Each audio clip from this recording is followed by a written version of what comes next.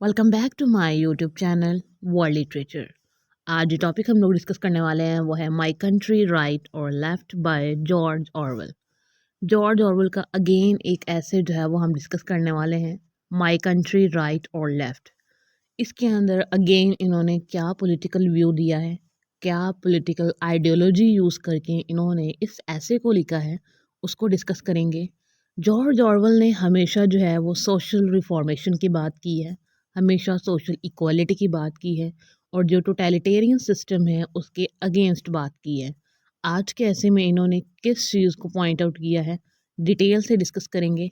अपना लेक्चर जो है वो हम लोग स्टार्ट करते हैं। राइटर को थोड़ा सा डिस्कस कर लेते हैं। एरिक आर्थर ब्लेयर, इनकी जो बर्थ है 25 जून 1903 में हुई थी। 21 जनवरी 1950 में इनकी जो है वो डेथ हुई थी। इंग्लिश नॉवलिस्ट थे, पोइट थे, एसेइस्ट थे और जर्नलिस्ट थे और क्रिटिक भी थे। और इनका जो पेन नेम है, यहाँ पे इन्होंने अपनी राइटिंग करियर में जो अपना नेम यूज़ किया था वो जॉर्ज ऑरवेल यूज़ किया था। अगर इनके हम लोग व्यूज़ की बात करें या फिर इनकी राइटिंग स्टाइल की बात करें तो लूसिड प्रोज इनका जो है वो बहुत ज़्यादा फेमस है। सोशल क्रिटिसिज्म पे बात करते हैं, टोटलिटेरियन जो सिस्टम है उसके जो अगेंस्ट बात करते हैं जॉर्ज ऑरवेल। और डेमोक्रेटिक जो सोशलिज्म है इसको हमेशा जो है वो जॉर्ज ऑरवेल ने सपोर्ट किया है। माय कंट्री राइट और लेफ्ट, ये जो ऐसे है इसको 1940 में जो है वो पब्लिश करवाया गया था। अब जो 1940 का टाइम है मींस के सेकंड जो वर्ल्ड वॉर है वो स्टार्ट हो चुकी है यहाँ पे। और इसको जो है वो इंग्लिश ऑथर जॉर्ज ऑरवेल ने पब्लिश करवाया था। इसके अंदर इन्होंने पेट्रोटिज्म की जो अपनी इंटेंस फीलिंग्स है उनको शेयर किया है और इनके जो लेफ़्ट विंग व्यूज़ हैं उनको शेयर किया है। अभी जो लेफ़्ट विंग व्यूज़ होता है इसका मीनिंग ये भी होता है कि फ्रीडम के लिए बात करना या फिर इक्वल राइट्स की बात करना, उसको भी जो है वो लेफ़्ट विंग व्यूज़ कहा जाता है। और पैट्रियोटिज़्म जो है उसके अंदर लव फॉर कंट्री, अपने होमलैंड से जो आपका लव है उसको जो है वो शो करवाया जाता है। तो ये जो दोनों थीम है इसको जो है वो जॉर्ज ऑरवेल ने इस ऐसे में डिस्कस किया है। ऐसे का बैकग्राउंड थोड़ा सा डिस्कस कर लेते हैं। ये जो ऐसे है इसको 1939 के बाद जो वर्ल्ड वॉर स्टार्ट हो चुकी थी पब्लिश करवाया गया था 1940 में। अब उस टाइम पे जो जॉर्ज ऑरवेल के सर्कल में लोग थे उन्होंने अपने पैसिफिस्ट जो व्यूज़ थे वो देना स्टार्ट कर दिए थे। पैसिफिस्ट व्यूज़ मीन्स के वॉर के अगेंस्ट जो है ना वो अपने व्यूज़ दिए कि वॉर जो है वो नहीं होनी चाहिए और वॉर जो है उससे जो है ये ब्लड शेड ईटीसी होता है। इसी वजह से वॉर की बजाय जो है सभी जो प्रॉब्लम्स हैं एक दूसरे के जितने भी डिस्प्यूट्स हैं इनको जो है वो कन्वर्सेशन से जो है वो सॉल्व हो जाना चाहिए। तब ये अपने व्यूज़ दे रहे थे लेकिन जॉर्ज ऑरवेल जो है वो कुछ और ही देख रहे थे इस वॉर के बिहाइंड।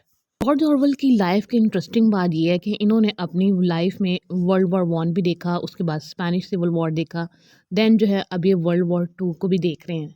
और फर्स्ट वर्ल्ड वॉर की जो मेमोरीज हैं वो इनके माइंड में स्टिल हैं और इन्होंने उस मेमोरीज को जो है वो कोटेड भी किया है अपने एक novel coming up for air जो कि 1939 में ही पब्लिश हुआ था।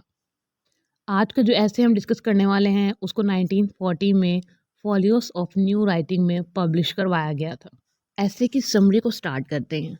अभी जो ऐसे है माय कंट्री राइट और लेफ्ट, इसको जो है इन्होंने स्टार्ट जो है first of all George Orwell ने अपनी चाइल्डहुड मेमोरीज को शेयर किया है, अपने स्कूल डेज़ को शेयर किया है और इन्होंने एज अ स्कूल बॉय जो है इनके टाइम पे जब फर्स्ट वर्ल्ड वॉर हुआ था उस टाइम पे क्या टाइम उनकी थिंकिंग थी या फिर इनके क्या थॉट्स थे उनको जो है ये याद करते हैं।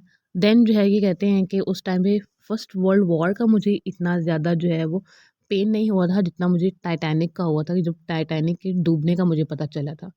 उसके बाद जो है इनको वॉर का पता चला। तो ये जो इन सब चीज़ों का इम्प्रेशन है इनके ऊपर और उनकी जो फीलिंग्स हैं वॉर में, उन सब फीलिंग्स को, उन सब इम्प्रेशंस को इन्होंने इस ऐसे में जो है वो लिखा है। जब वर्ल्ड वॉर वन हुआ था इनको ना उस टाइम की थ्री जो इनकी मेमोरीज है ना वो इनको बिल्कुल क्लियरली याद है। उसमें सबसे पहले है irreverent cartoon of Kaiser, Wilhelm two of Germany है। सेकंड जो इनकी मेमोरी है वो है जुलाई 1914 के अंदर जब जर्मनी ने वॉर डिक्लेयर कर दी थी वो है। नेक्स्ट जो मेमोरी है जॉर्ज ऑरवेल के माइंड में वो हॉर्सेस की है। इनके होम टाउन में जब हॉर्सेस को लाया गया था वॉर के लिए, उसके बाद इनको याद आता है कि जो यंग मैन थे वो रेलवे स्टेशन पे किस तरह से न्यूज़पेपर बाय करते थे और जो लेटेस्ट रिपोर्ट्स आ रही होती थी वॉर जो फ्रांस में हो रही थी उस टाइम पे, उन सब चीज़ों को रीड करने के लिए किस तरह से लोगों में उस टाइम पे क्यूरियोसिटी होती थी। ये इनकी स्कूल डेज़ की मेमोरीज़ हैं, चाइल्डहुड की मेमोरीज़ हैं जो कि रिकॉल कर रहे हैं ये ऐसे में। देन जॉर्ज ऑरवेल जो है वो रिमेंबर करते हैं ऑर्डरी मैन की प्रेजेंस को लेकर। कहते हैं कि किस तरह से ये जो गन मैन थे उनका, हमारी जब वॉर हो रही थी वो हमारे टाउन में आते थे, और जब वॉर एंड हुई तो किस तरह से फूड की जो शॉर्टेज हो गई और इनकी फैमिली ने उस टाइम पे किस तरह से सरवाइव किया था, इन्होंने क्या खाया था, उन सब चीज़ों को रिकॉल करते हैं। फिर फर्दर रिकॉल करते हैं कि जब वॉर के बाद जो यंग सोल्जर्स जिन्होंने वॉर में पार्टिसिपेट किया, उन्होंने अपनी जगह पे जो इनके न्यू यंग सोल्जर्स थे उनको भेजा, क्योंकि इनको लगता था कि वो जो हैं ज़रा सॉफ्ट हैं, इसी वजह से इन्होंने अपनी जगह पे उनको बाद में भेजा। जॉर्ज ऑरवेल के टाइम पे जो चिल्ड्रन थे ना, वो वन आइड पैसिफिज्म पे जो है वो बिलीव रखते थे। मीन्स के वो वॉर के अगेंस्ट थे। वो कहते थे कि वॉर नहीं होनी चाहिए और जितने भी प्रॉब्लम्स हैं उनको पीसफुल वे में जो है वो सॉल्व करना चाहिए। लेकिन जॉर्ज ऑरवेल कहते हैं कि इनका ये जो पॉइंट है ना, वन आइड पैसिफिज्म, वो टोटली इग्नोरेंस पे बेस्ड करता है और उनकी ये इनएबिलिटी है कि वो बिगर पिक्चर को नहीं देख सकते हैं। बट जॉर्ज ऑरवेल की ये एबिलिटी थी कि वो वॉर के बिहाइंड जो बिगर पिक्चर है वो उसको देख सकते थे, और इस बिगर पिक्चर को जो है वो इन्होंने आगे जो ऐसे में है वो डिस्कस भी किया है।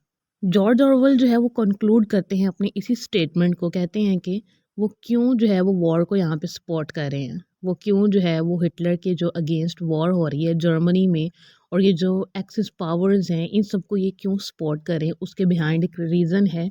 अब वो रीज़न क्या है हम उसको देखते हैं। जॉर्ज ऑरवेल कहते हैं कि रेजिस्टेंस ही एक ऑप्शन है जिसके थ्रू जो है ना वो किसी भी चीज़ को ठीक किया जा सकता है। रेजिस्टेंस ही एक ऑप्शन है, या मीन के हम जब किसी के अगेंस्ट रेजिस्टेंस करते हैं, मीन्स कि हम उसको वार्न करते हैं कि हम जो है वो फर्दर किसी भी पर्सन की जो उसने की सुपेरिटी है उसको अब जो है वो बेयर नहीं करेंगे। तो कहते हैं कि जो रेजिस्टेंस है ये एक ही ऑप्शन है जिसके थ्रू जो है वो इंडिपेंडेंस ली जा सकती है, जिसके थ्रू जो है वो रिवाइवल आ सकता है किसी भी कंट्री में, यहाँ पे जो रेवोल्यूशन होता है वो आ सकता है। इन्होंने यहाँ पे एग्जांपल दी कि किस तरह से रिपब्लिकन ने जो है वो रेजिस्टेंस की फ्रैंको के अगेंस्ट स्पेनिश सिविल वॉर में, और चाइनीज़ की जो रेजिस्टेंस है जापान के against during the synonym Japanese war, और उसके बाद इन्होंने सेकेंड वर्ल्ड वॉर का यहाँ पे बताया है। मीन्स के ये जो सारी वॉर्स हो रही हैं ये एक सोल्यूशन है किस चीज़ का, जितने भी हमारे बिगर प्रॉब्लम्स हैं उन सब। देन जो है इन्होंने पैट्रियटिज्म की बात की है। कहते हैं कि पैट्रियटिज्म को जो है वो सिनोनिम कहा जाता है मोस्टली जो है वो कंजर्वेटिज्म का। बट ये दोनों जो है वो डिफरेंट चीज़ें हैं। कंजर्वेटिव जो होता है उसके जो है ना वो लिमिटेड चीज़ें हैं और डिफरेंट है उसकी डेफिनेशन पैट्रियटिज्म से। जैसे इन्होंने नेवल चैम्बरलेन टोरी गवर्नमेंट की यहाँ पे बात की कि पेट्रोलिज्म जो है वो कंजर्वेटिज्म के साथ कुछ नहीं कर सकता है। ये दोनों जो है वो डिफरेंट फील्ड्स हैं और दोनों जो है ये डिफरेंट ब्रांचेस हैं। उसके बाद इन्होंने कंजर्वेटिज्म की यहाँ पे डेफिनेशन भी करके बताई कि जो कंजर्वेटिज्म होता है ये एक बिलीफ होता है जिसके अंदर जो कोई चीज़ है वो कांस्टेंट रहती है, मीन्स कि वो चेंज नहीं होती। ये एक ऐसा बिलीफ है जो कंजर्वेटिज्म होता है। बट जो पैट्रियटिज्म होता है ये जो है वो डिवोशन है किसी चीज़ के लिए। जैसे कि हम, हमारा कंट्री है, हम उसे लव करते हैं, हम उसके लिए डिवोटेड होते हैं, लेकिन वो चेंजिंग चीज़ होती है। जैसे हमारा कंट्री है, उसकी जो सिचुएशन है वो चेंज होती रहती है, लेकिन जो कंजर्वेटिविज्म होता है ये एक ऐसा बिलीफ है जो कांस्टेंट रहता है, विद इन द टाइम जो है वो चेंज नहीं होता। पैट्रियटिज्म को फर्दर इलाबोरेट कहते हैं कि जो मिस्टिकली हमें लगता है कि ये जो चीज़ें हैं बिल्कुल सेम है, मीन्स के पैट्रियटिज्म जो कि एक चेंजिंग प्रोसेस है, लेकिन इन रियलिटी जो है वो चेंज हो रही होती हैं चीज़ें, बट हमारी ये फीलिंग ही होती हैं कि चीज़ें जो है वो सेम हैं। इसी पॉइंट को प्रूव करने के लिए पैट्रियटिज्म एंड कंजर्वेटिज्म, इन्होंने यहाँ पे एग्जांपल दिए हैं कि इनका जो खुद की पैट्रियोटिक डिवोशन है इंग्लैंड के लिए वो ये है, इनका जो पर्सनल बिलीफ है वो ये है कि only revolution can save it, और वो रेवोल्यूशन जो है वो किस तरह से आएगा, क्योंकि जो कि ऑलरेडी स्टार्ट हो चुका है वॉर से। ऑरवेल जो है वो अपनी चाइल्डहुड के जो एक्सपीरियंसेस हैं अर्ली उनको फर्दर याद करते हैं और कहते हैं कि उस टाइम पे जो एटमॉस्फेयर था वो बहुत ही डेंजर था, और उस टाइम पे मिलिट्रिज्म थी, मींस कि जैसे कि वर्ल्ड वॉर 1 हो रहा था। 9 ईयर्स की एज में जो है यहाँ पे 11 ईयर्स की एज में थे उस टाइम पे जॉर्ज ऑरवेल, जिस टाइम पे वर्ल्ड वॉर 1 हुआ था।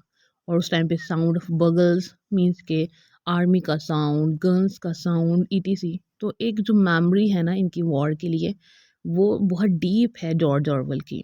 अपने इस ऐसे में डिवोशन की बात की कि कंट्री के लिए जो रिवाइवल, जो कंट्री में जो रेवोल्यूशन आता है, यहाँ पे जो चेंज है वो किसके थ्रू आ रहा है, वॉर के थ्रू। तो वॉर को यहाँ पे इन्होंने पॉजिटिव वे में डिस्कस किया है। फर्दर जो है वो लेफ़्ट विंग इंटेलेक्चुअल्स की बात करते हैं कि ये जो लेफ़्ट विंग इंटेलेक्चुअल्स हैं ये इनकैपेबल हैं, ये जो मॉडर्न हैं, इनके अंदर ये फीलिंग्स नहीं है कि वॉर के थ्रू जो है वो चेंज आ सकता है। वॉर के थ्रू जो है वो हम उन फोर्सेस के अगेंस्ट रेजिस्टेंस करते हैं जो हमारी कंट्री की तरफ आ रही होती हैं, और अपनी कंट्री में रेवोल्यूशन लाने के लिए, जस्टिस लाने के लिए, सोशल रिफॉर्म्स लाने के लिए बहुत इंपॉर्टेंट है कि ये जो वॉर है इसके थ्रू जो है वो हम रेजिस्टेंस करें। आई होप कि आपको अगेन जो है वो जॉर्ज ऑरवेल का ये न्यू कॉन्सेप्ट भी समझ आया होगा। जॉर्ज ऑरवेल ने हमेशा जो है अपना न्यू पॉलिटिकल कॉन्सेप्ट दिया है इनके हर ऐसे में, और जॉर्ज ऑरवेल के ऐसे के अंदर जो ये सोशल रिफॉर्मेशन का एक मैसेज है वो हमेशा होता है। वीडियो को लाइक और शेयर और चैनल को ज़रूर सब्सक्राइब कीजिएगा। Thanks for watching my channel.